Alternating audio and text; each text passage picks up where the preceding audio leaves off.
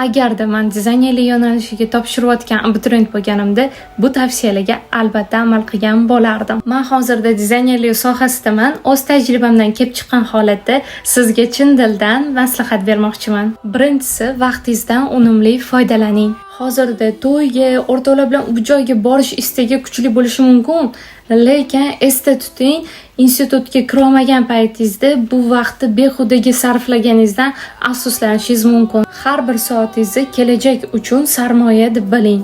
Ikkinchisi, o'zingiz qiziqqan sohani tanlang. Faqat institutning nomini, mashhurligi yoki do'stingizni qaysi institutga topshirgani bilan tanlov qilmang. Siz kelajagingizni ko'ra oladigan va chin dilingizdan qiziqadigan sohaga topshiring.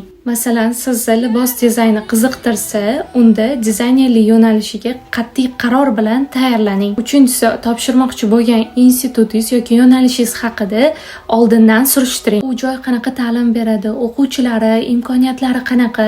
Kirganingizdan keyin afsuslanmaslik uchun ishonch bilan tanlov qiling. To'rtinchisi, eng asosiysi, maqsadingiz faqat institutga kirish bo'lmasin. Ko'pchilik o'qishga kirsam bo'ldi, keyin maza qilib yuraman deb o'ylaydi. Aslida esa o'qishga kirish bu boshlanish faqat. Undan keyingi hayot, o'qish jarayoni, o'z ustingizda ishlash, rivojlanish, bularning hammasi sizni haqiqiy dizaynerga aylantiradi. Shuning uchun katta maqsadlaringiz bo'lsin. Agar siz ham dizaynerlikka tayyorlanayotgan bo'lsangiz, Telegram kanalimga o'tsangiz, siz uchun foydali bo'lgan dizaynerlikka tayyorlov bo'yicha zo'r tavsiyalarni topasiz. Barcha abituriyentlarimizga omad tilayman.